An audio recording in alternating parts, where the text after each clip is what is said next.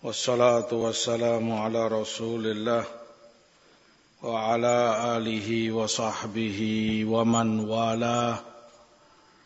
Amma ba'd. Ahibbati fillah, ikhwani dan akhwat, ummahat rahimani wa rahimakumullah. Tanpa kita sadari, kita sudah berada di hari keempat atau kelima dari bulan Sya'ban 1438 Hijriyah. Maka ada baiknya kita mudzakarah sekilas tentang yang para ulama bicarakan terkait bulan Sya'ban ini. Adapun yang pertama terkait penamaannya, Sya'ban dinamakan dalam bahasa Arab demikian dari tasya'ub. Kata Al-Hafidh yang maknanya berpencar kesana kemari. Yang dimaksud orang Arab dulu ma'ruf kalau di bulan Sya'ban mereka sibuk berpencar yang ini ke sana ini kemari untuk mencari atau mengumpulkan air. Maka dinamakanlah bulan itu dengan bulan Sya'ban.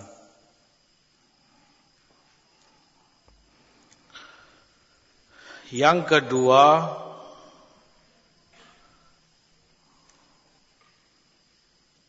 keutamaan bulan Sya'ban ini disebutkan dalam hadis Usama ibnu Zaid radhiyallahu ta'ala anhuma, qultu ya Rasulullah lam araka tasumu syahran minasyuhur ma tasumu min Sya'ban.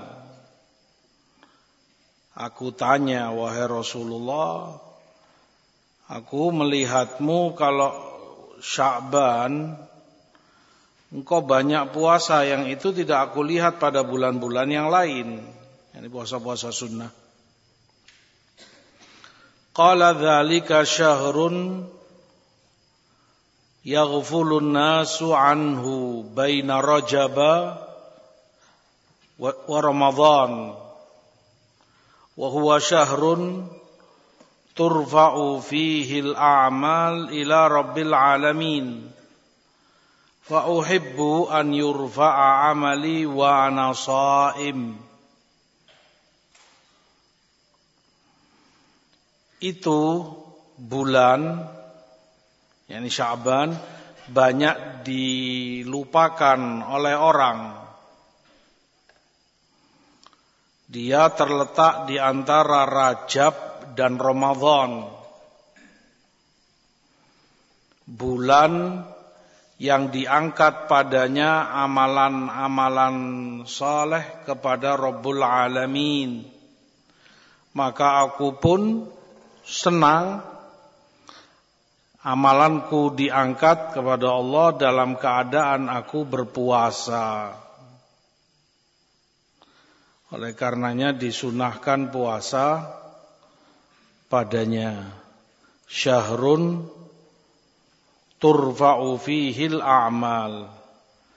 Bulan yang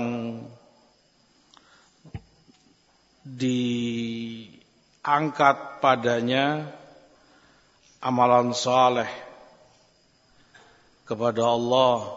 Hadis dihasankan oleh Syekh Nasir Al-Albani rahimahullahu ta'ala. Diriwayatkan pula oleh Aisyah Ummul Mukminin radhiyallahu ta'ala anha wa ardhaha, qalat kana Rasulullah sallam yasumu hatta naqula la yuftir wa yuftiru hatta naqula la yasum wa ma ra'aitu Rasulullah istakmala siyama syahrin qat illa syahra Ramadan wa ma ra'aituhu fi syahrin aktsara siyaman minhu fi Sya'ban. Rasulullah sallam kalau sudah berpuasa, puasa sunnah, banyak sering beliau puasa sehingga kami mengatakan beliau tidak akan berbuka. Artinya akan terus puasa tiap harinya, nggak akan berhenti dari puasa itu.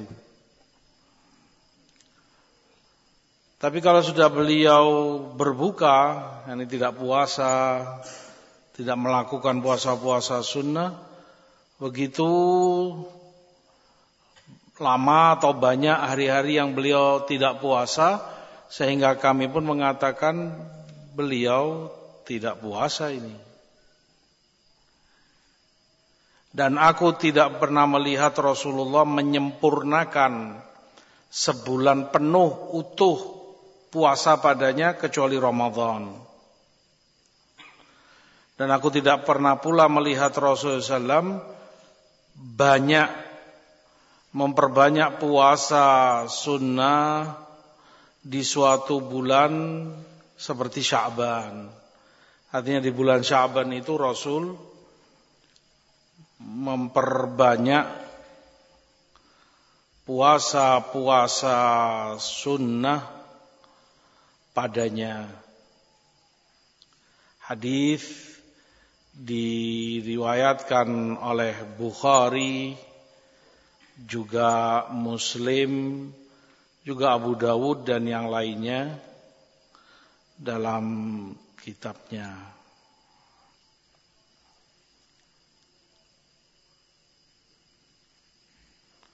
Di dalam hadis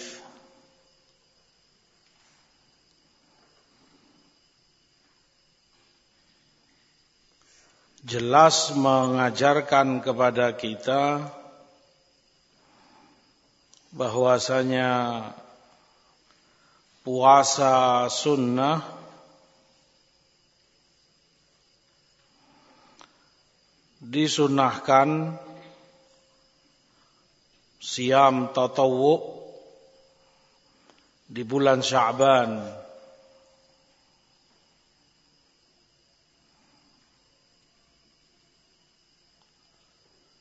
Yang kedua, di bulan Sya'ban pula Rasulullah sallallahu alaihi wasallam sebutkan di Ibnu Majah dan dihasankan oleh Albani, innallaha ta'ala la yattali'u fi lailatin nisf min Sya'ban fayaghfiru li jami'i khalqihi illa li musyrikin aw musyahin. Sesungguhnya Allah Ta'ala melihat kepada hamba-hambanya di malam nisf Sya'ban, di malam pertengahan Sya'ban, maka Allah ampuni semua hambanya, yang mukmin tentunya, yang muslim. Allah ampuni mereka semua kecuali yang musyrik kepada Allah, tentu itu dosa yang tidak akan diampuni oleh Allah. Au musyahin, atau itu orang yang pada dirinya ada syahna, ada permusuhan kepada saudaranya, memendam permusuhan atau syahna, kebencian kepada saudaranya, maka merugi besar orang yang sepatutnya dia mendapat ampunan dari Allah, terharamkan dari fadilah tersebut, terhalang oleh kemusyrikan yang dia perbuat atau syahna, permusuhan dia dengan orang lain. Dua sebab syirik dan syahna yang karenanya terkecualikan dia dari ampunan Allah. Padahal semuanya Allah ampuni. Allah Maha Luas, Maha Pengampun, Rahim. Artinya keterlaluan seorang hamba di waktu-waktu fadilah atau di tempat-tempat fadilah yang seharusnya dia mendapat fadilah, terharamkan dari fadilah itu. Kalau di waktu atau tempat itu dia tidak mendapat fadilah, kapan dia akan mendapat fadilah? Padahal itu syarifuz zaman, waktu yang utama, waktu yang mulia. Penyair mengatakan, wa anta ya tayyibun illam tatib inda tayyibatin biha tabat tayyibatun famata tatibu. Kamu wahai tayyib, orang baik semestinya, kalau tidak menjadi baik di Taibah, Madinah, biha taubat tayyib inda tayyibin, di sisi dekat dengan yang baik, yakni Rasulullah SAW ada di sana. Bihi taubat tayyibatun, yang dengan keberadaan Rasul di situ Madinah pun jadi baik. Sementara kamu di sana tidak menjadi baik. Famata tatibu, maka kapan kamu mau jadi baik? Sebagian orang hatta dia di Madinah, bahkan di Mekah, tetap saja tidak menjadi baik. Tidak menjadi sebab baginya untuk berubah menjadi baik. Padahal sebab-sebab kebaikan itu ada di depannya. Peluang besar, prospek semestinya, waktu, tempat. Tapi terharamkan. Na'udzubillah. Sama seperti ini, Sya'ban, semestinya dia mendapat ampunan dari Allah, tapi terhalangi ampunan itu darinya karena musyrik atau musyahin, karena permusuhannya dengan saudaranya. Kapan kamu mendapat ampunan Allah? Nas'alullah al-afiyah wassalamah. Kata Al-Hafidh Ibnu Rajab rahimahullahu ta'ala, hikmah yang dikehendaki dengan puasa Sya'ban semacam tamrin, latihan agar dia terbiasa puasa nantinya di Ramadan, sehingga tidak kaget, tidak merasa berat ketika memasuki Ramadan. sudah terbiasa dengan puasa-puasa sunnah yang dia lakukan selama Sya'ban. Maka puasa akan dia dapati nikmatnya, lezatnya ibadah ini. Maka Ramadan pun begitu dia masuk mulai dengan penuh semangat, vitalitas dan penuh harap dengan puasa padanya. Berarti Sya'ban teranggap seperti muqaddimah bagi Ramadan. Segala sesuatu ada muqaddimahnya ya. Sebelum masuk, kamu baca buku misalnya. Sebelum ke intisari isi buku itu apa? Didahului oleh muqaddimah. Pendahuluan sehingga kamu punya bayangan, punya pegangan. Oh, buku ini nanti bahas ini, seputar ini yang dikaji. Nah, oleh karenanya, kata Ibnu Rajab, disyariatkan di Sya'ban seperti apa yang disyariatkan di Ramadan. Puasa disyariatkan di Sya'ban. Sebagaimana puasa itu disyariatkan di Ramadan. Di Ramadan sangat disyariatkan, ditekankan. Qiraatul Quran diperbanyak. Maka di Sya'ban pun demikian.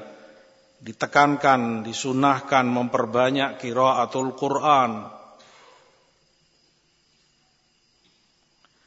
Semua ini persiapan untuk menyambut bulan Ramadan, melakukan rukun Islam,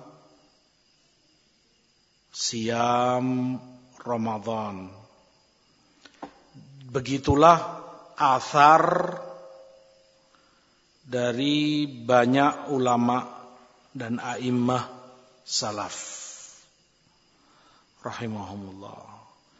Kata Imam Salamah ibnu Kuhail rahimahullah, kana yuqalu syahru Sya'ban syahrul qurra.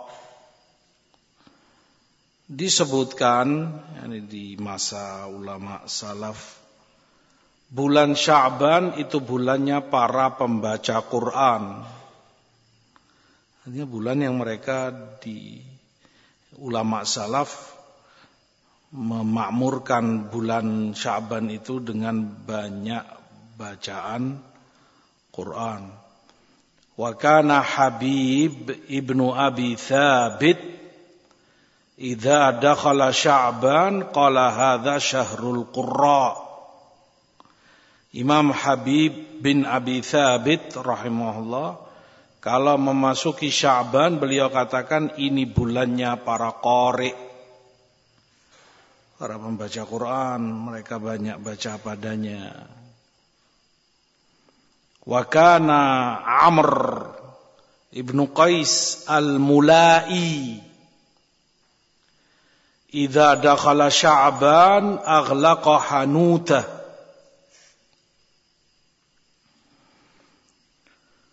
wa tafarragha liqira'atil Qur'an.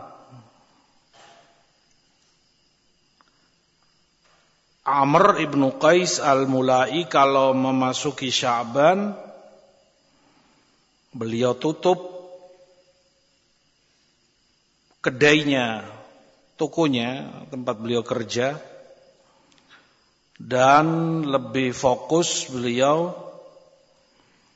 untuk banyak-banyak baca Al-Quranul Karim.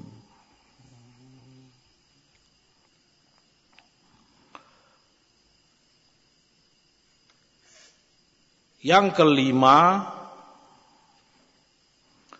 terkait Sya'ban, di dalam hadis Aisyah tadi menjelaskan Rasul banyak puasa Sya'ban. Di hadis lain disebutkan idzan tasafa Sya'ban fala tasumu. Jika Sya'ban sudah di pertengahan, maka jangan kamu puasa. Kata Syekhul Islam Abdul Aziz bin Baz rahimahullahu ta'ala, penjamaannya bahwa Rasulullah SAW puasa Sya'ban banyak sekali.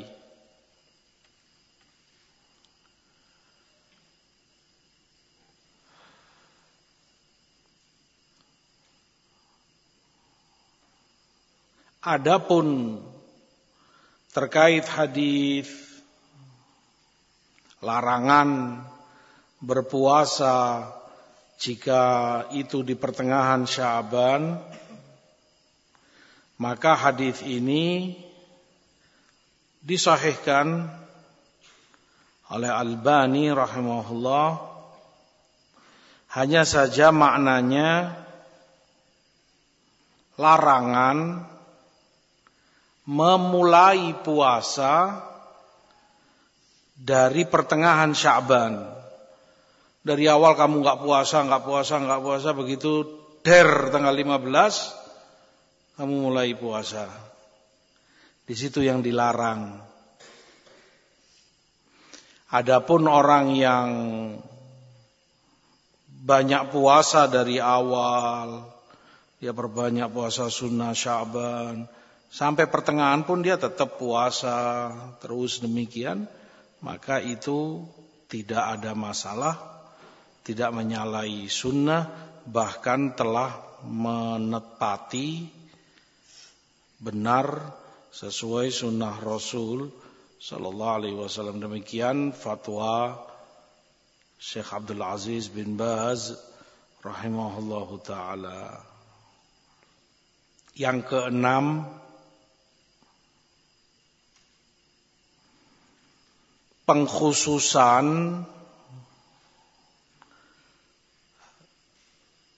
hari pertengahan Sya'ban untuk puasa. Masih fatwa Syekh bin Baz rahimahullah rahmatan wasi'ah. Beliau sebutkan pengkhususan suatu hari tertentu, dan itu hari pertengahan Sya'ban. Ini tanggal 15 besok ini, 15 Sya'ban. Maka puasa dia untuk besoknya. Hari yang lainnya tidak. Dia istimewakan pertengahan Sya'ban ini untuk puasa. Beliau katakan makruh, la dalila alaih. Itu amalan makruh dan tidak berdasarkan dalil. Yang ketujuh, perayaan malam nisf Sya'ban, merayakan malam pertengahan Sya'ban.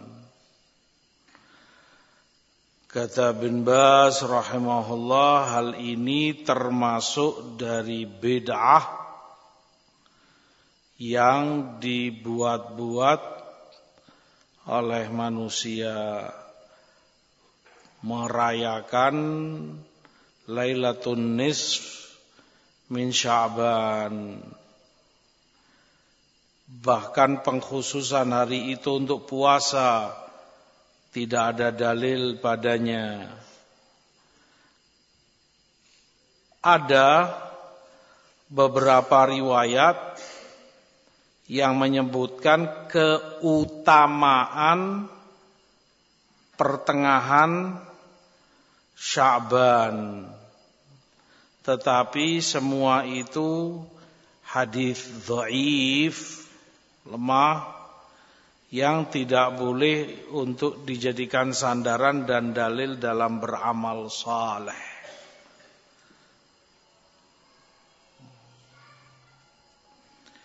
Yang ke-8 mengkhususkan malam nisf Sya'ban untuk sholat atau puasa. Bin Baz menyebutkan adapun yang terkait tentang keutamaan sholat di malam pertengahan Sya'ban, semuanya hadis-hadis yang maudhu', palsu. Lebih-lebih lagi untuk tidak boleh dijadikan sandaran dan dalil dalam beramal. Beliau sebutkan merayakan malam nisf Sya'ban, memakmurkan malam itu dengan sholat atau ibadah-ibadah lain, dia khususkan, dia anggap itu istimewa, merupakan kebid'ahan yang mungkar. Demikian di kalangan ahlul ilm, para imam dan ulama sunnah. Tidak ada dasarnya dalam syara' al-mutahhar, dalam syariat yang suci ini. Tetapi semua itu dilakukan, direkayasa belakangan setelah zaman para sahabat Rasul radhiyallahu ta'ala anhum ajma'in.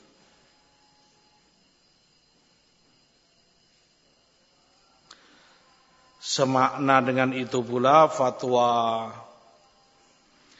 Syekh Ibn Utsaimin rahimahullah bahwa mengkhususkan malam nisf Sya'ban dengan ibadah tertentu, bacaan Quran, zikir, sholat atau yang lain, puasa, semua itu tidak benar.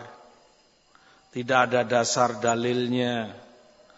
Dia sama, tidak ada bedanya dengan hari atau malam-malam yang lainnya.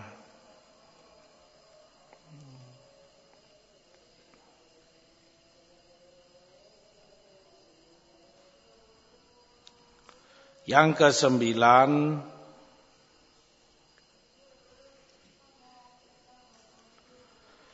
terkait qiyamul lail, salat malam di malam nisf Sya'ban, pertengahan Sya'ban. Kata Ibn Utsaimin rahimahullah, ada 3 kondisi. Yang pertama, jika menjadi kebiasaan dia menjadi kebiasaannya qiyamul lail di setiap malam, maka di malam pertengahan Sya'ban pun dia qiyamul lail seperti hari-hari yang sebelumnya, dan dia akan qiyamul lail di hari-hari berikutnya. Maka yang semacam ini tidak ada pengkhususan terhadap nisf Sya'ban, fala ba'sa bihi, maka yang demikian tidak mengapa, boleh dilakukan. Yang kedua,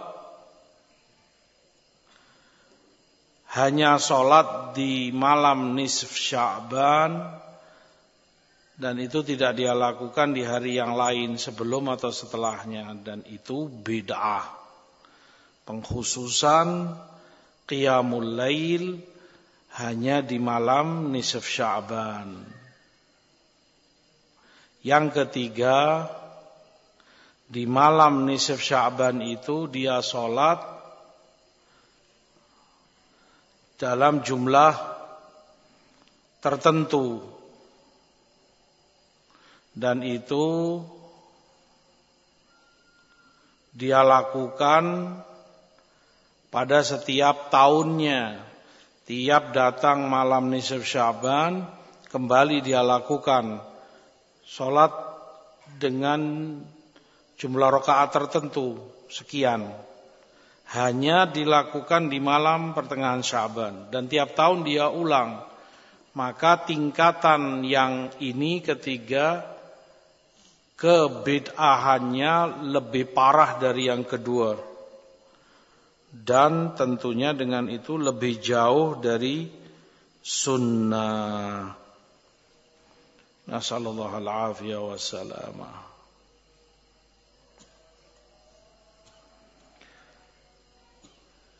Jika ada pertanyaan apakah ditakdirkan di pertengahan malam nisf Sya'ban, takdir tahunan terkait rizki, amalan perbuatan manusia dan yang lain-lainnya, maka jawab Syekh Ibn Utsaimin itu keyakinan batil. Takdir tahunan itu adanya hanya di Lailatul Qadar dan itu hanya di malam ganjil 10 terakhir Ramadan. Karena sebagian orang awam menganggap hatta di malam nisf Sya'ban pun takdir itu ditentukan. Makanya mereka sibuk sholat, yang sibuk puasa, meminta rizki, amal kebaikan ini. Padahal batil. Tidak ada nas yang menunjukkan itu. Demikian pula terkait malam nisf Sya'ban, hukum membuat makanan atau kue, roti, dan orang awam menamakannya asyiyatul walidain. Itu semacam jamuan bagi atau untuk kedua orang tuanya. Terkadang itu mereka bagi-bagikan kepada fuqara, orang miskin. Semua ini Syekh Ibn Utsaimin sebutkan tidak ada dasarnya, tidak berdalil, tidak ada contoh dari Rasul sallallahu alaihi wasallam. Maka pengkhususan amalan semacam itu, sedekah atau menyantuni orang fakir miskin dengan makanan, dibuat sibuk. Atau mungkin diantar-antar dari tetangga yang satu kepada yang lain. Semua ini termasuk bid'ah yang tidak ada dasarnya di dalam sunnah. Maka hendaknya seorang hamba mencukupkan diri dengan apa yang ada dari Rasulnya SAW, mencukupkan diri dengan apa yang dicontohkan dan telah diamalkan oleh para ulama salaf yang sebelumnya, yang disyariatkan. Yakfi wa yughni, puasa, qiraatul Quran diperbanyak. Nah, itu yang ada, selain tentunya tadi membersihkan diri dari kemusyrikan, membersihkan diri dari syahna, permusuhan. Nah, sehingga para ulama salaf sebutkan, bahagialah seorang hamba yang membenahi dirinya, mempersiapkan, dia sucikan, dia benahi sebelum dia memasuki Ramadan, sehingga masuk dalam keadaan semakin lebih baik dan siap. Waffaqanallah wa iyyakum lima yuhibbu wa yarda. Wassalatu wassalamu ala Rasulillah walhamdulillahi rabbil alamin.